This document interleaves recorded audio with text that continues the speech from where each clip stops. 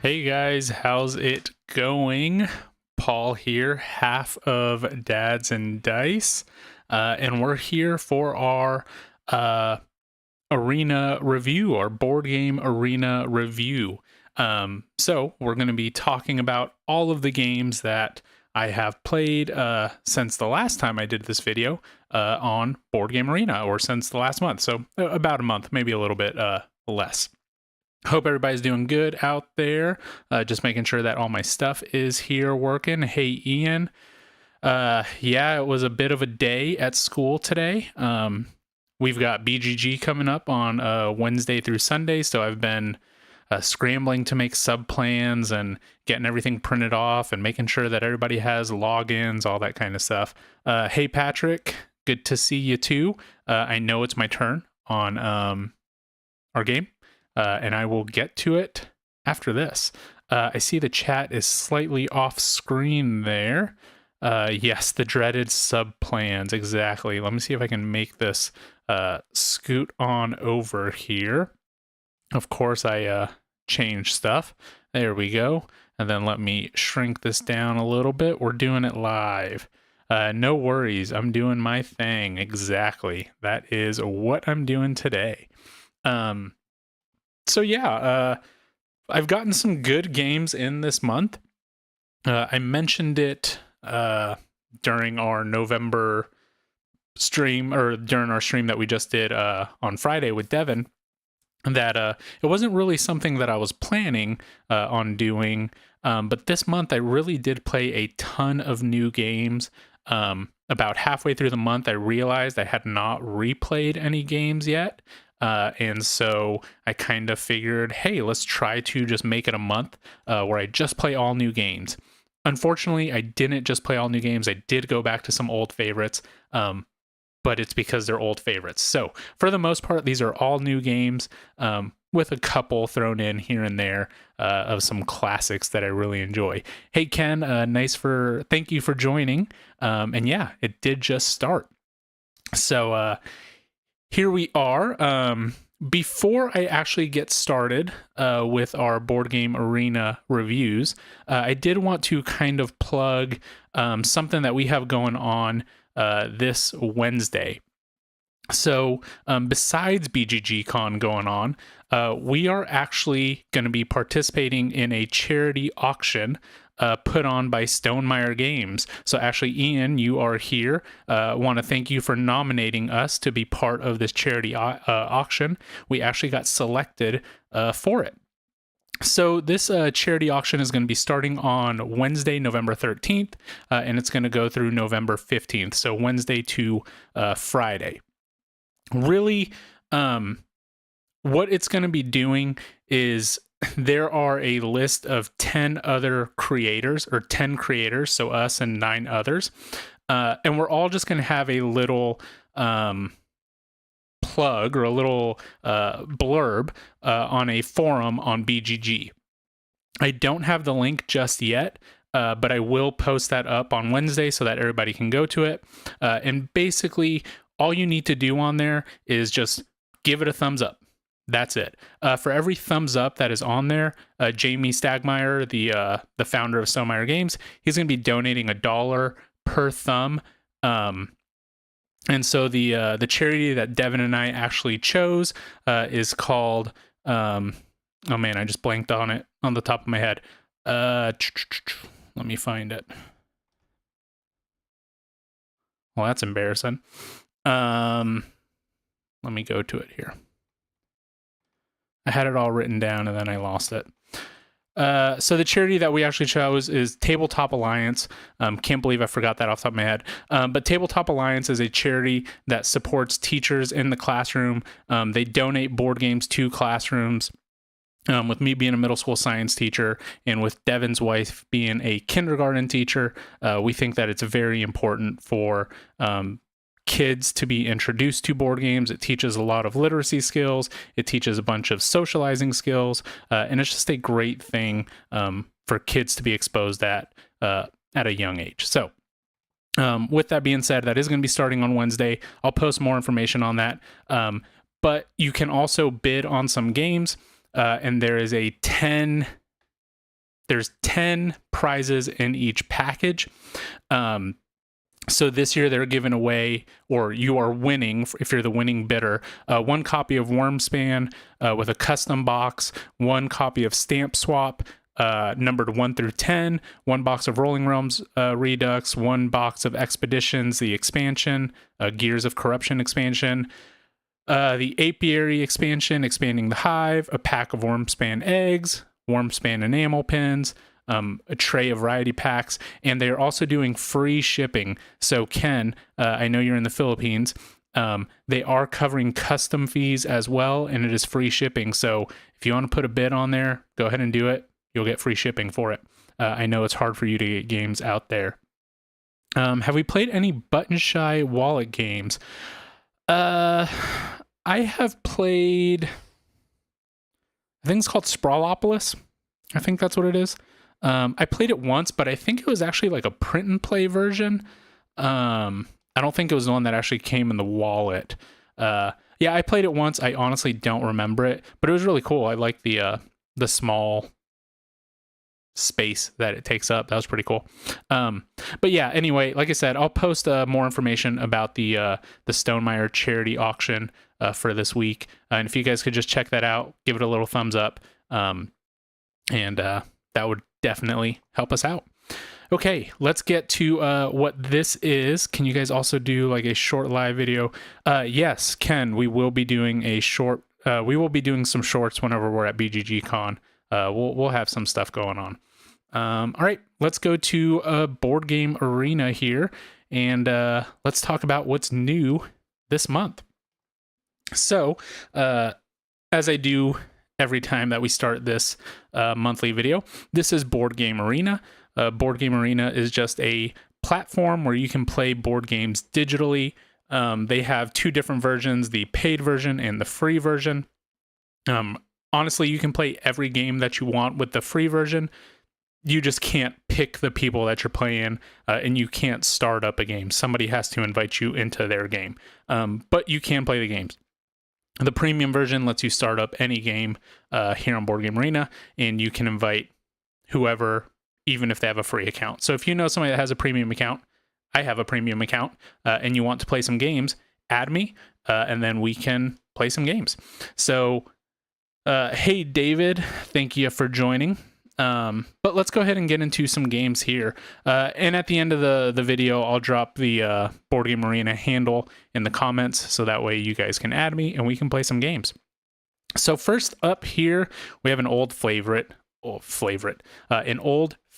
game, and this is Terraforming Mars. Let's see, where is the... Here we go. Watch a game in progress. I've been on a real big Terraforming Mars kick lately.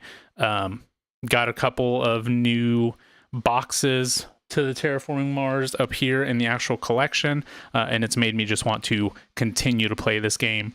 I love playing this game in person, but it does take a long time and it does take up a lot of table space. So doing it here on Board Game Arena is really awesome. But basically here on Terraforming Mars, you are going to be some type of corporation, and those are dealt out randomly at the beginning of the game, and you get to choose which ones you want to select. So these are kind of your starting resources, and that's just going to give you something to aim towards throughout the game. So the goal of the game is to terraform Mars. You want to get the oxygen level all the way up to 14%. You want to get the temperature all the way up to 8 degrees. And then you want to have at least 9 oceans, or you want to have 9 oceans out here on the planet as well. So every round, you're going to be drafting some cards, buying those cards, and then building out this tableau that's going to let you perform more actions. So you have these green cards here, which are a lot of things. It can just be victory points like this one down here. It can be cards like this one that either increase your energy production, or it could increase your money, credits, or it could decrease them in the case of this card. You have some blue cards here that are just effects that happen throughout the round. So like this one, every standard project, anytime you do it, you get 3 credits for doing one.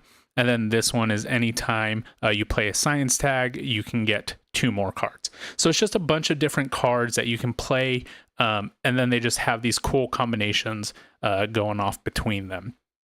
Again, down here at the bottom, there are some milestones and awards. So you pay for these, and then it's like the first person to have this specific criteria.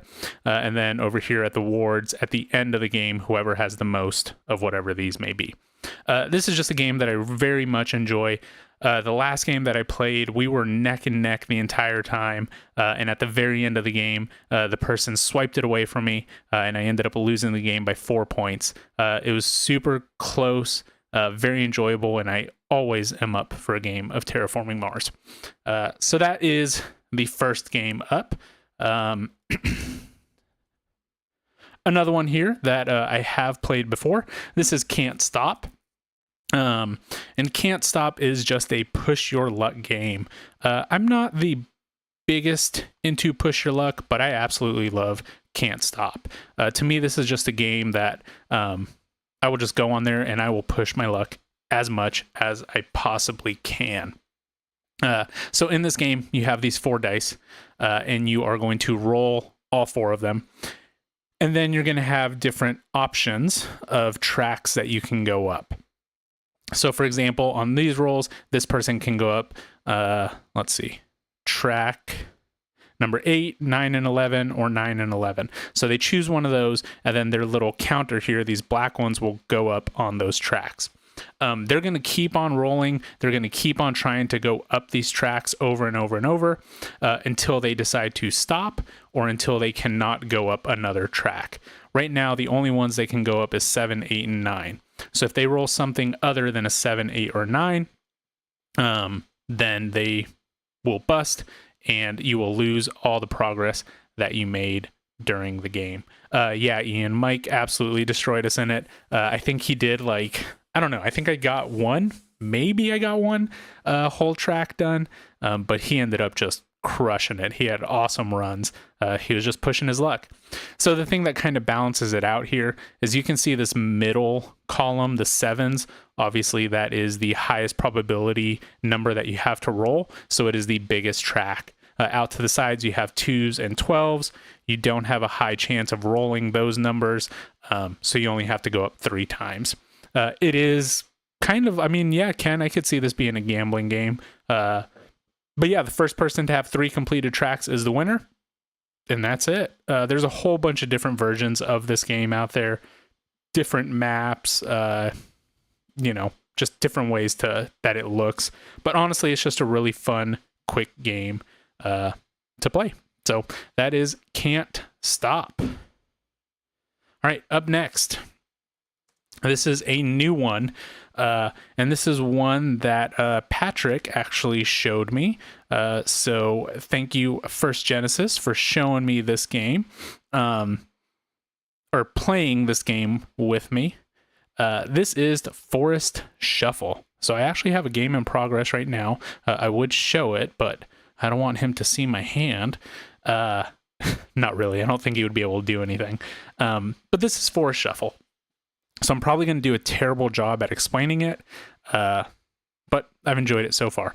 So what you have here is you start off with a deck of a hand of cards. Can't even tell you how many you start off with because I haven't counted it. I want to say it's probably 4, 5, 6, somewhere in there. But every single one of these cards has a different scoring condition. You start with 6. There you go. That looks right. So every card has a different scoring condition, and you're going to be playing these out into your tableau, scoring those cards. The only resource in this game are your cards. So in order to play the cards, you have to give up cards.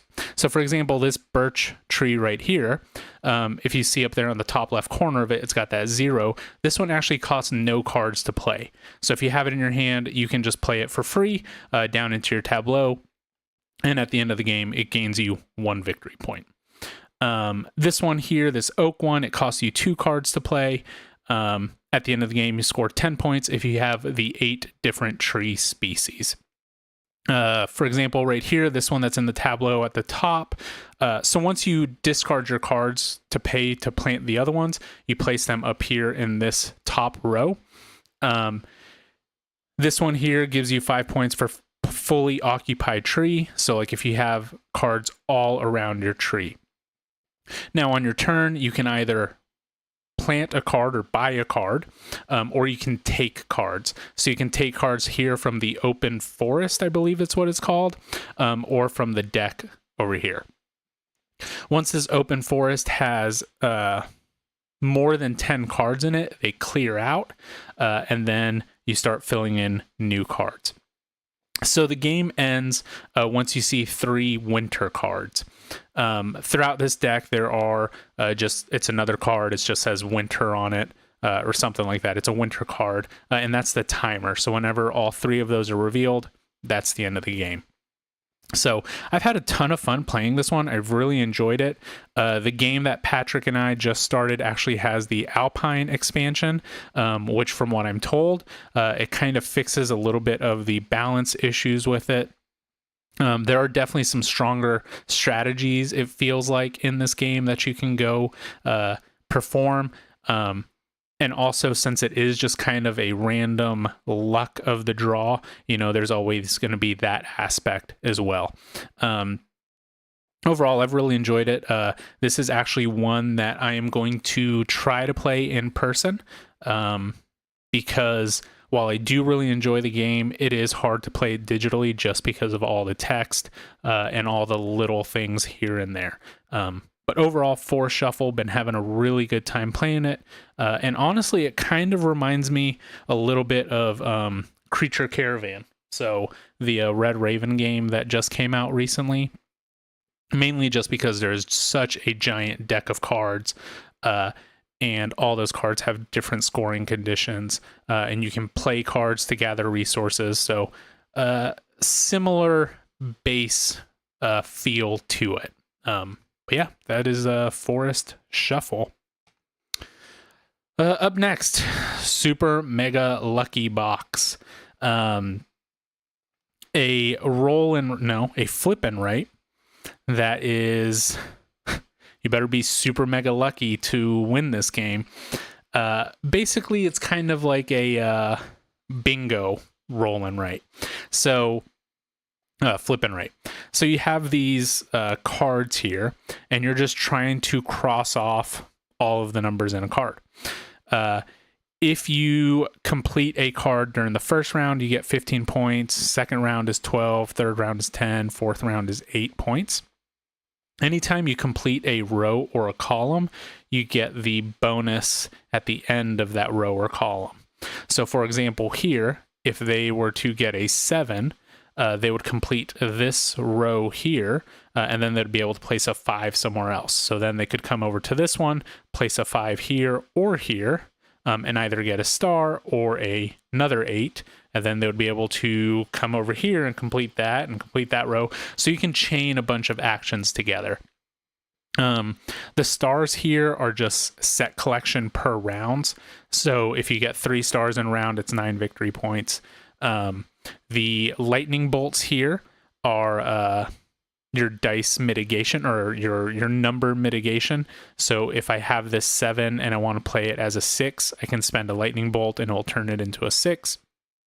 And then these moons here, basically at the end of the game, whoever has the most moons will gain 6 victory points. Whoever has the least amount of moons will lose 6 victory points. And that is kind of like if you've ever played Sushi Go, it's the same as the pudding mechanic in there. Whoever has the most gets the points. Whoever has the least loses points. Whoever's in the middle, you're just at 0. This is one that's fun just to, again, in the same vein as Can't Stop. I just like getting on here, clicking some buttons, making some combos work. I actually did get to play this one in person at BGG Con in the spring. It wasn't as great in person, But it's still fun to play here on Board Game Arena. All right. Next up, we have Small World. So at the end of last month, I had mentioned that Small World was actually one that I was very excited to try. Mainly because this was one of the very first games that got me into the board gaming hobby. And after I had said that, I was talking to Ian, and he had mentioned, I believe it was Ian had mentioned that it was very similar for him, that this was one of the first games that he played in the hobby as well. Trying to find if there is a live game going on. I don't think there is. But Small World is a area control game where you have different, I'm going to butcher it, but you have different races and classes. That's what it is. So on your turn, at the beginning of the game, you are going to pick a race and a class. And so, like, for example, this person, Lila Meeples, they are seafaring skeletons. So the seafaring skeletons, they can take one new skeleton from the tray for every 2 non-empty regions they conquered. And then seafaring is that they can conquer seas and lakes. So you can see here, this skeleton is conquering this lake here in the middle. And they're able to draw more skeletons throughout the round. You have Mad Pete here, who's actually in decline. So whenever a character goes in decline, that's all of these ones here that are over.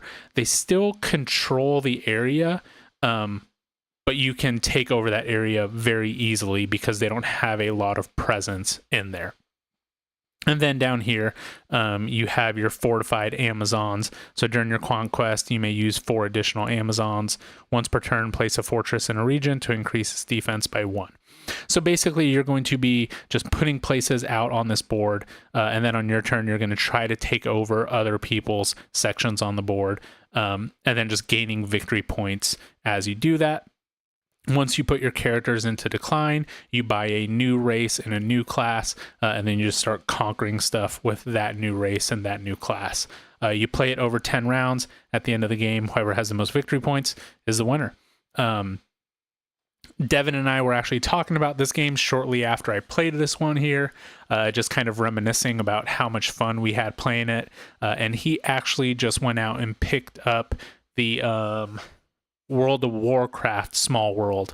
Devin is huge into World of Warcraft, so he just went up and picked up that game. I know nothing about World of Warcraft, but I am excited to play more Small World. He's got that new version. I'm sure we'll get it played relatively soon.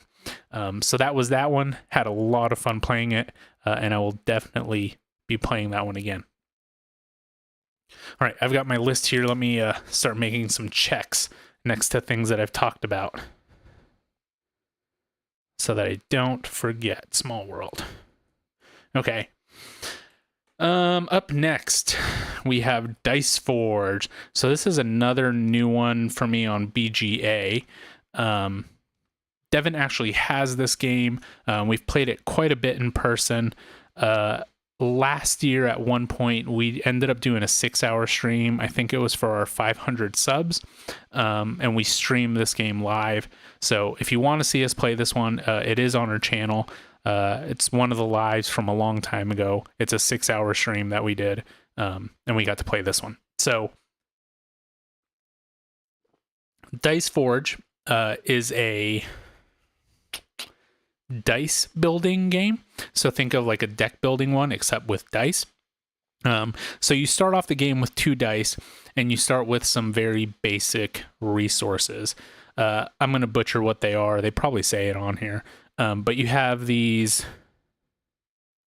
Yeah, it doesn't say it on there. You have the red resource, you have the blue resource, you have money, which is this gold here. And then you have... I'm actually not sure what this one is. But you have all those different resources. So on your turn, you're going to roll your dice, and you're going to be gathering whatever resource it is that you collected. This game is already pretty deep into it, 72%. But out here are a bunch of different dice faces, and you can see some still out there. But you can upgrade your dice by paying these costs. So, for example, if I wanted to change my base, one gold face, I could replace it with a 3 gold face and 2 victory points. You could replace your 1 victory point base one with this 3 victory point one. There's other ones on here that give you like 2 flames, or a flame and a ice, we're going to call them. So it's really cool in the physical game. You actually pop off those faces and stick another face on there. Here it just does it for you.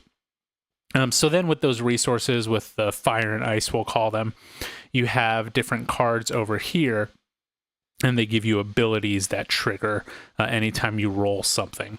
So for example, like when you have the Minotaur, all the other players roll their dice. All faces that normally provide resources, including victory points, cause them to be lost instead. So they would be losing those victory points. There's some on here that causes everybody to roll their dice, and you gather their resources. And then up here, there's just some higher victory point ones. So Dice Forge, really fun game. I forget, 9 rounds there. And yeah, you're just rolling dice. When you play with 2 players, there is a slight variant. You roll more, so that you can get more resources. But as you get to higher player counts, you just roll the once, collect the resources, and then just go from there. So yeah, that is Dice Forge. Okay. My city roll and build. This is one that I've been talking about for a while. I'm not going to get too much into it. Basically, I ended up finishing the My City Roll and Build campaign. So, all that you're doing in this game is rolling some dice, and then those dice are some type of shape, and then some type of colored in thing. So either it's completely filled in, it's got an X, it's stripes. I forget what else there is. Maybe there's dots. But you are just placing them here and trying to fulfill whatever that round scoring condition is. Throughout the game, you start off with nothing special. Through the campaign as it goes, you eventually kind of cut down this forest here and it turns into a sawmill. You start mining over here into these mountains. You can start getting gold. And then as you cover those golds, you start getting more victory points. There's churches that come out later that have to be placed in specific places. So just as the game goes on, you're adding a couple new little rules, not a lot to overwhelm you, but enough to just change the game up a little bit. So I got to play this one solo. Honestly, I did not have the best time playing this one solo. It wasn't as enjoyable as I had hoped it to be, and I think that's just because I played it solo. I got to play the original My City flip and write game with my wife, and I really enjoyed that one. This is the same game, just with dice. So I don't know. I don't think I would ever have the urge to play the physical version of this because it's very similar to the original game. It just plays quicker. So I finished it, and that's probably all I'll ever do with this game again. So, I say I enjoyed my time with it. It was, I finished it and did what I need to do, but I don't think I'll go back to it. So yeah, that's My City roll and build. Hello, I thought we had the night off. Not today, Dennis. For the rest of the week, we'll have the night off. But today is just my month in review for Board Game Arena. So I always try to do these the Monday after we do our in-person month in review. So that's generally when I try to have these ones. All right, I played Trekking the World. This is the first edition of the game. Mainly because I've been playing the second edition, I got that one in, and I played that one solo.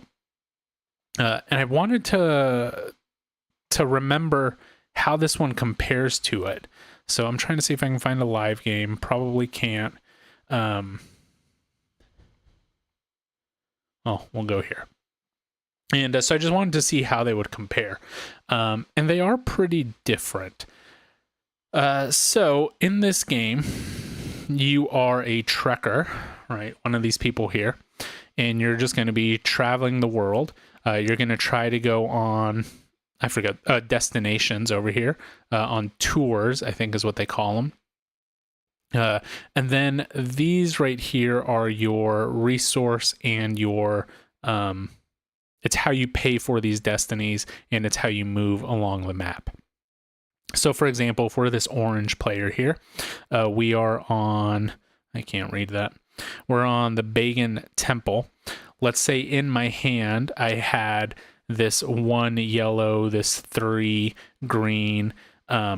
What I could do on my turn is I discard as many cards as I want, and I can move that distance. So if I just want to move here to the Taj Mahal, I would just discard one of these and I would move 1. This here is the Borobudur. Where is that at? So it's down here. If I wanted to move down here, I could discard 2 1 cards and I would move down there. What's different on this version of the game is if you wanted to buy this card, whenever you land there, you would have to have those resources at the bottom available. So you would need a purple card, a red card, and a green card. Now, this is not the hand of the person. This is just the only thing that we can see, but just pretend this was your hand. So if this was my hand, I don't have any of those resources. I wouldn't be able to collect this destination. Let's say that I did have those 3 colors in there. I moved down here. What I would do then is once I'm in that spot, I would give up those cards and then I would take this into my hand. Plus gaining whatever token is on there. So this one has 5 victory points. This one has 3. Those ones have a little bit less. Or those ones have no tokens, but just the victory points. So what's different between this one and the new edition? On this one, you can block. So let's say this green player was here. I would not be able to move anywhere this direction. I would have to go back down. So if I wanted to, I wouldn't be able to leave Australia or Oceania unless I came to the airport and I flew out somewhere. So there is no blocking in the new edition of the game. In the new edition of the game, the cards are not your currency anymore. Actually, the card play is completely different. You'll be taking a card from the display. It's going to tell you how far you're going to move. It's going to give you money to collect and then some ability that you could do if you meet the conditions. So you'll keep track of your money, and then these destination cards actually cost money instead of cards. Both of them have this little suitcase mechanic here. So as you travel around the map, you'll see that there's these cubes on here, and you'll be picking up those cubes and they go into your suitcases. For every column that you complete, you get the many victory points that are at the bottom. And then you also get a majority victory point if you have the most of those.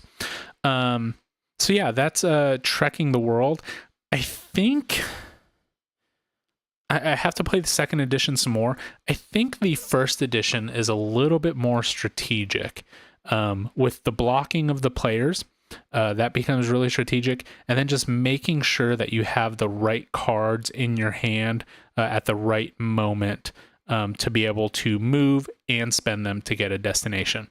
So again, I have to play second edition a little bit more, but I do think this first edition is a little more strategic, which is funny because they've said the second edition was kind of trying to make it a little more strategic. I don't know. Again, just got to play it a little bit more and see. But that's Trekking the World. Overall, I think it's a good game here on Board Game Arena. Okay. Let's go to another one that I've played quite a bit lately. And I won't be able to play it this weekend with everybody, but Devin and I do have a day planned out where we're going to be playing this game quite a bit. So this is Praga Kaput Regni, and this is an action selection game where you have this wheel up here, and then in these sections you have these tiles that give you one of two actions. So the actions can be upgrade your action tiles, build walls, build the city, move down the King Charles Road, produce rock, produce gold, and I believe that is it. Those are the actions there. So anytime you draft one of these actions, if you get one from this red section here, you have to pay the coins. If you get one from the green section, you don't have to do anything. If one of these makes it to a blue section, you actually get a victory point bonus. Whenever you draft a tile, you get whatever bonus is indicated in the middle. And you can take those in any order. So this is your player area. So these are the actions that you take. These are the resources that you collect. You have a couple tracks here that you can go up on. Whenever you're building stuff on your, let's see if anybody has it. No, nobody really has anything yet. If you're building and you match up symbols like these blue symbols here, or if you get like this red symbol here, those have to do with the hunger wall and the cathedral up here, and that's just another way to get victory points. So you'll be moving up along here or moving up along here just to get more victory points. This game is really tight. You only have 16 turns throughout it. So if you plan everything right, you should be able to get a couple of big moves.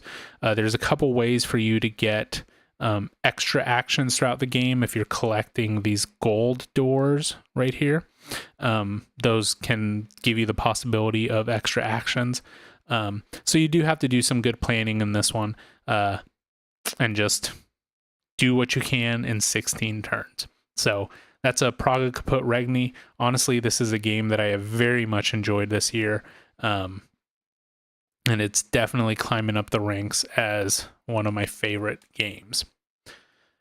Okay, up next we have another new one. So after the video last month, I talked about how much I enjoyed Carcassonne, and then we talked about all the expansions. And then after that, I just noticed that they had all these different ones, so I ended up starting a game of Hunters and Gatherers just to see what is different about this version of Carcassonne. And in this version, there is a lot different. I'm not going to lie, I did not read the rulebook. I just started playing it. I scrolled down here to the how to play, and I just read the basics of how to play. I mean, it's Carcassonne. Like, how much different can it be? So the biggest differences here are you have these huts, and then on your rivers, the rivers basically are your roads. You have these fish in there.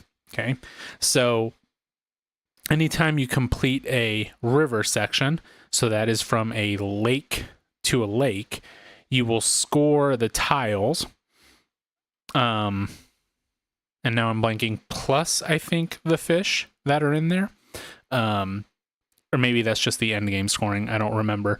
Ian, you can put on there to clarify if that's right or wrong.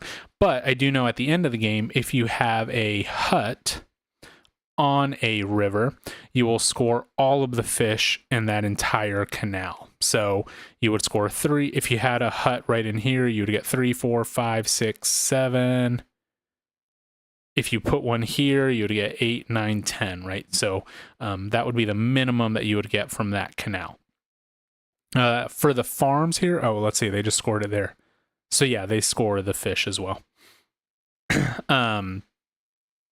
For the farms, you have these different animals, right? So you're scoring victory points for all of the animals that are in here.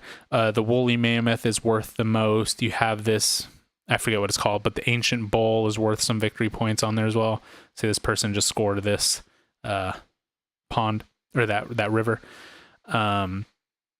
So here, both of these people are scoring for all of those animals.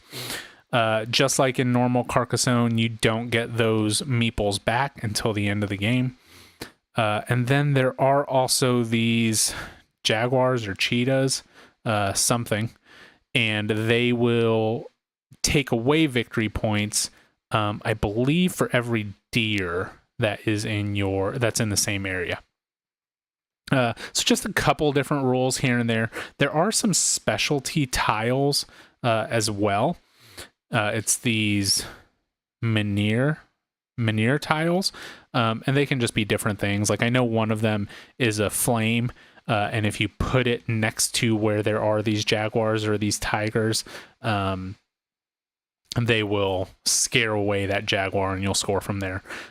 So one big thing that I have noticed, or that I've realized about this game the couple times that I've played it, is these rivers are very strong, and you don't want to place your huts very early, because, for example, if you put it here in this section, right, you would only get 2 points. You don't get that hut back.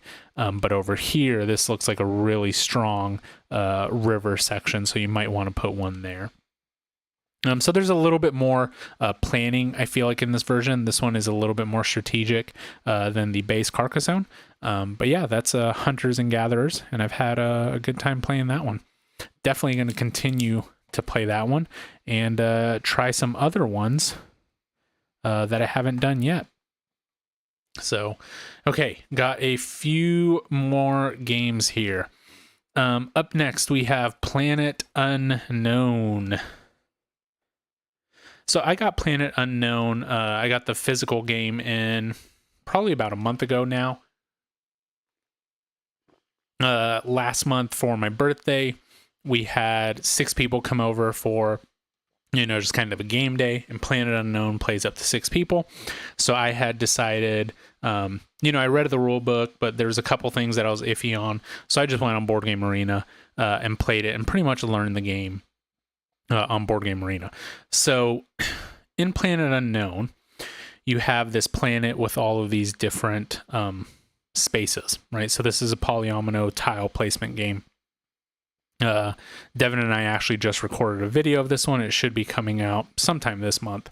But what you'll do is you have this right here. This is the Susan, and it's actually a lazy Susan, so it spins around. But what you do is, if you are the commander, if you're the first player during the round, you will choose one of these depots. And a depot is both sections. I'll bring that back up whenever I can. But it's both sections that you have in front of you. So as of right now, the green player has both of these sections. The blue player has both of these sections. So they will choose one of those tiles to play down on their planet. There are 6 different tile spaces, terrain spaces. 1, 2, 3, 4, 5. There's 7 different terrain spaces. And anytime that you choose one, you advance on these tracks on the side here. So this first black track, this black terrain, is the Civ track.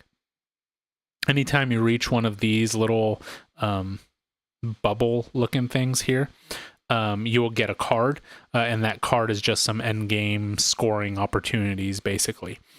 The blue track here is the water track. The water track doesn't really give you much, but it gives you the most victory points. So you're not going to get any kind of like in-game rewards, but you're going to get tons of victory points if you can make it to the top. This green track here is your biomass track. So anytime you make it to one of these little trees, you get a 1x1 tree square that you can place immediately on your board. This red one is the rover track. Honestly, I think probably the strongest track, or the one that you cannot ignore, because throughout the game, you'll be getting these comets. And your rover is going to be going around the planet trying to collect those comets. If you don't collect the comets, you can't score that row or column. And then finally, the last one here is this gray one. This is the technology track. Anytime you make it to one of these level markers here, you get an extra technology that you can use for the rest of the game. So at the end of the game, what do you score? Well, you score every completed row and column. So this right here is a completed column. It's worth 1 victory point. This one right here is completed, but it has a meteorite on it, so you cannot score it. So unless this rover comes up here and picks it up, that's not going to be any victory points. This one is completed, so that's worth 1 victory point, so on and so forth. So that is Planet Unknown. This one was fun to play. I really liked it. There's a lot of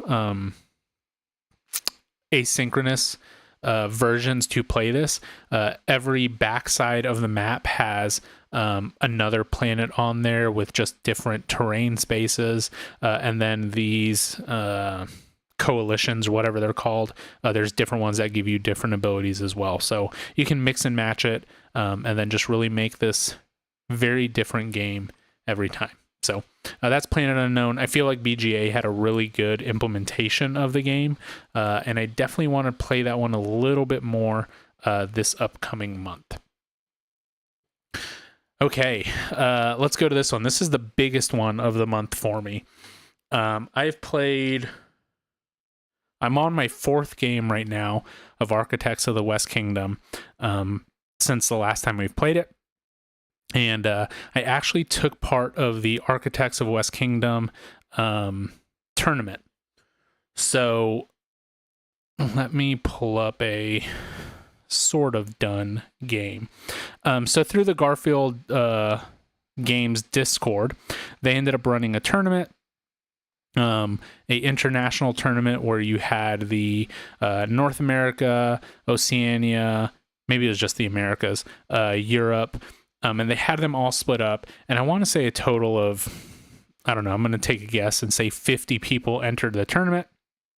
I ended up surprisingly doing pretty well and won both of my first games.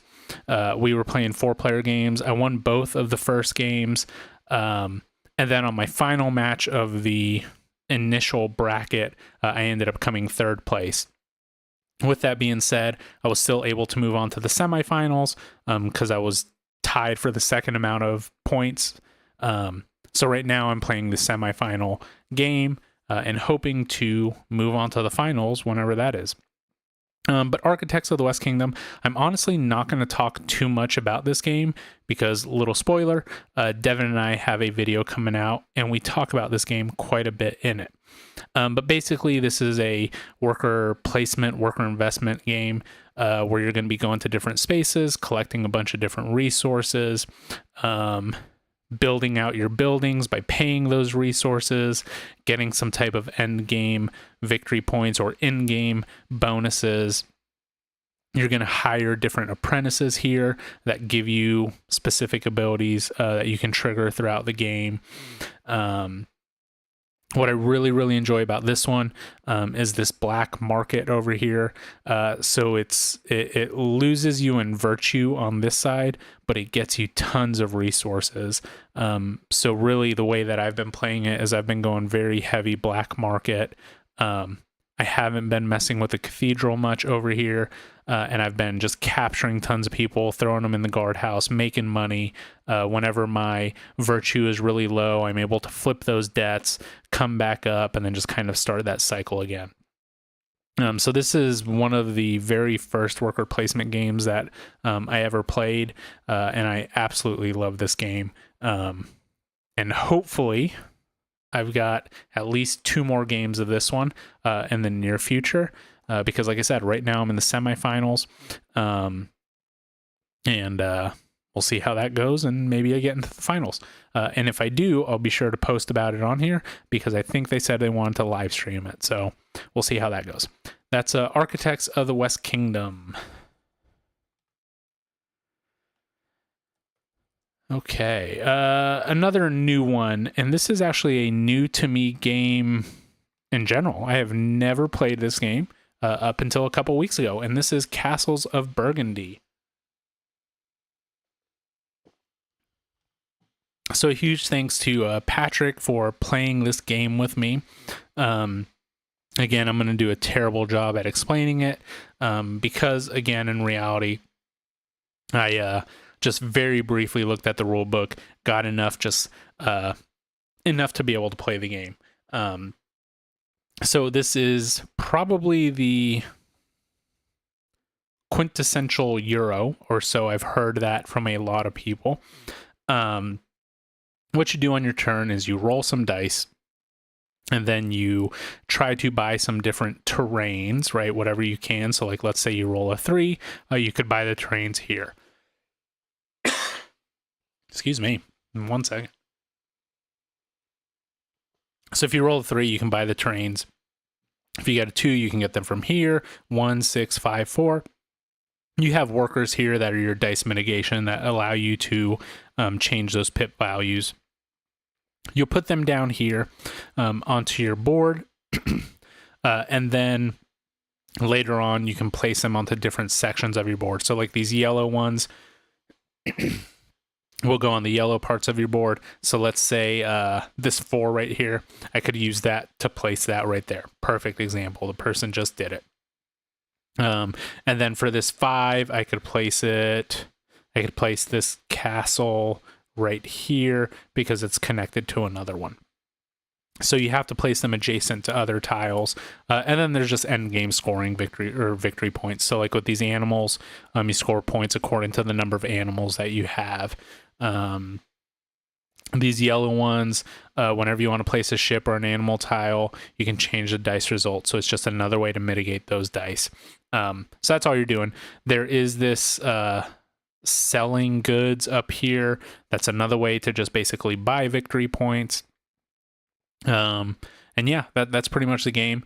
It's fairly easy to learn. I think it was enjoyable. I would like to try it out in person, just to see how it plays in person.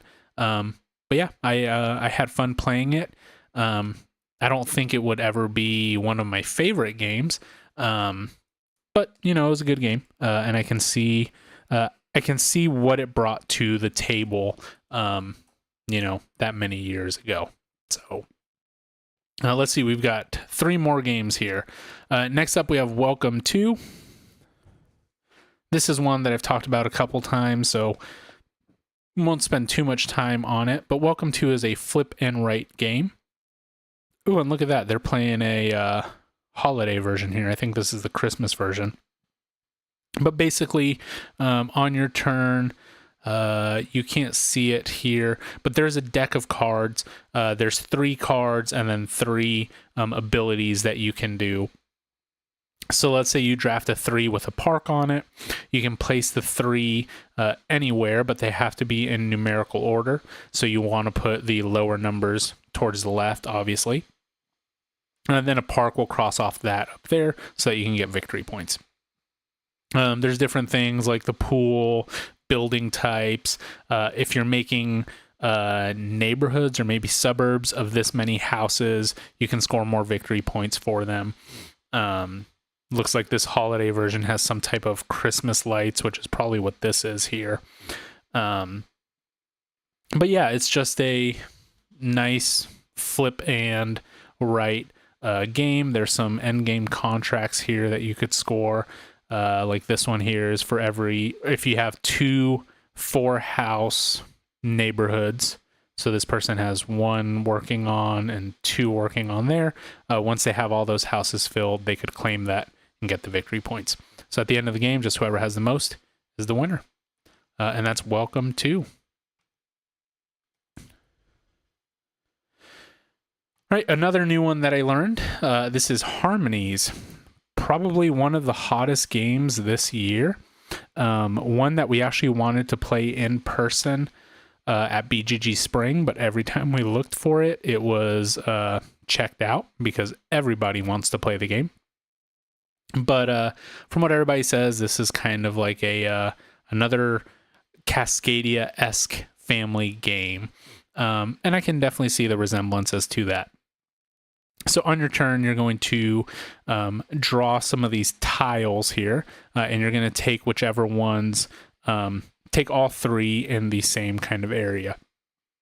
And then you're going to place them on your board down here with different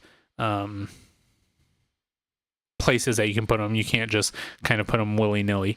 And then you're going to see if it makes these patterns on the card. So this person right here, they just made this pattern, I think. Or maybe that's 2 reds. They did not make that pattern. Did they make this one? Nope, didn't make that one either. But if this was 2 reds followed by 2 greens, they would then be able to put a little cube on there from it. And they would score 5 victory points in this case. If they did that pattern again, then they would score 10 victory points. If they did it again, it'd be 17 victory points. So on your turn, you're just going to be looking at the cards up here that you can draft, drafting the different tiles, and just trying to make those patterns and scoring from there. So that is Harmonies. It plays very quickly. There is, I think they're called Spirits. I'm not sure exactly what they're called. But it's just a different way to kind of play the game, or just a little bit extra to make it a little bit more. So I'm hoping to play this one in person this weekend. In between some of our very heavy games, we always need some palate cleansers, some easier ones to play, and Harmony seems like the perfect game for that. So here you can see this person actually, they completed this pattern. So they have the 2 grays in between the 2 blues, and so they're putting that right on there. Now they can use these 2 blues again and have grays here to place that on top of a gray, but you can never place 2 cubes on the same tile. So yeah, that's Harmonies. And then the very last game is Great Western Trail. So Great Western Trail, I actually got to play this one with Patrick. This game's going to end here in a second, I'm sure. Yeah, it's just about to end. This is a Euro game deck builder where you're trying to collect cattle, make your way through this Great Western Trail, hit up some buildings, and then make your way to Kansas City here and sell them off as far as you possibly can. This is a game that I have yet to master because there's so many strategies that you could play. You have 3 main ways that you can play the game. You can go the builder route, which is just building a bunch of your buildings out, making people stop there, making people pay you to go through your buildings, and just using those buildings. You can go the cowboy route here, which is just buying a bunch of different cows and putting them in your deck and just stacking them up there, stacking up those victory points. Or you can go the engineer route, which is just making your way through these rails so that you can deliver further and further, claiming all these station rewards here, and then possibly even going back down this way. So you can see here, this is actually pretty interesting. This yellow one, they've claimed something all the way up here, and they're not there, so that tells me that they've moved their way back quite a bit. So here's the last turn of the game. The game triggers whenever there's this little tile marker, whenever it comes off, and goes from there. So this is a game that Devin and I enjoy playing quite a bit. We actually did a live stream of it not too long ago. Again, it's just a really fun deck builder with a bunch of different ways to play it that I still have not mastered, but I've enjoyed playing it every single time that I've done it. So that is a Great Western Trail. And that is it for month in review of Board Game Arena, the Arena Review. Let's see, what is new on Board Game Arena? So we've got this Rat Jack game, doesn't interest me. Odin, Cosmoctopus.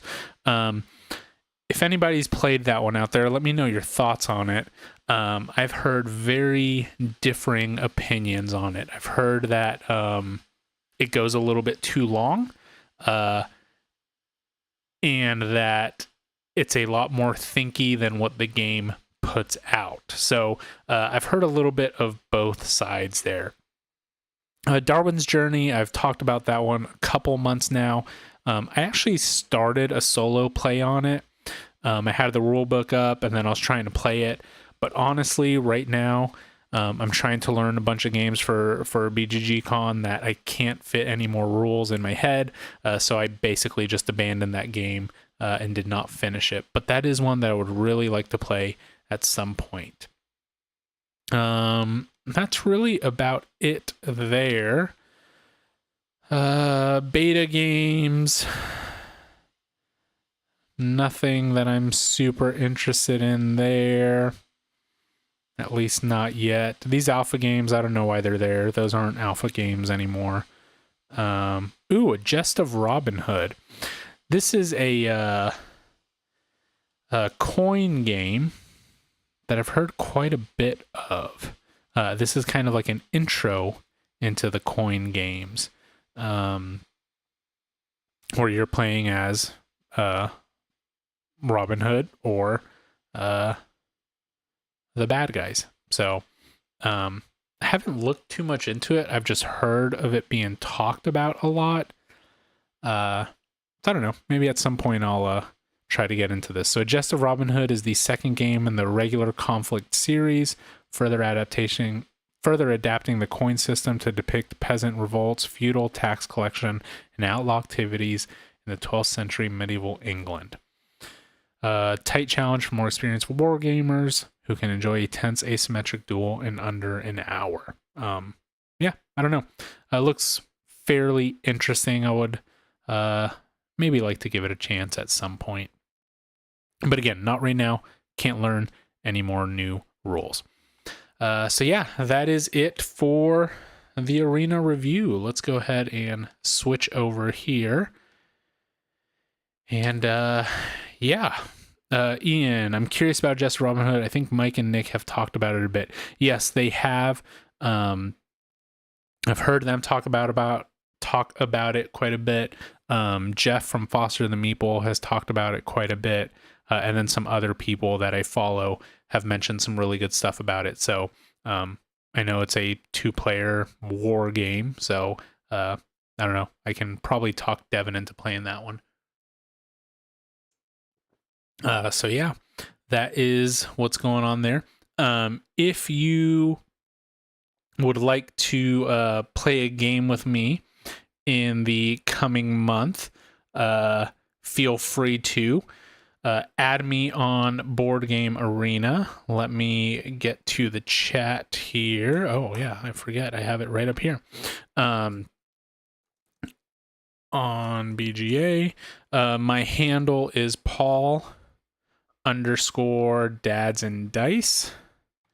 Let me make sure that I have it correct here, and I will just copy and paste it into the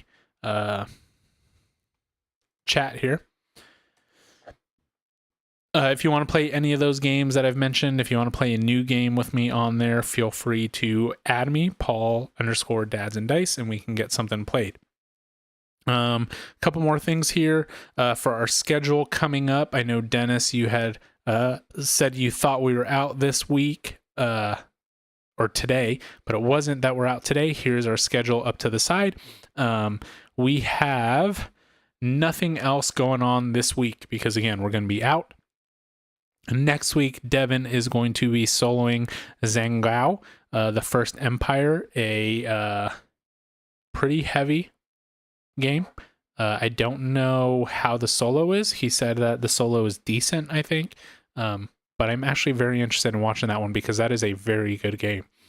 The 22nd, we have a live playthrough. I think we've decided on Forges of Ravenshire. So we'll be live streaming that one.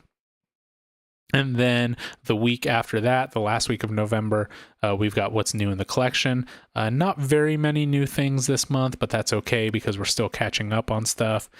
Devin will be soloing something.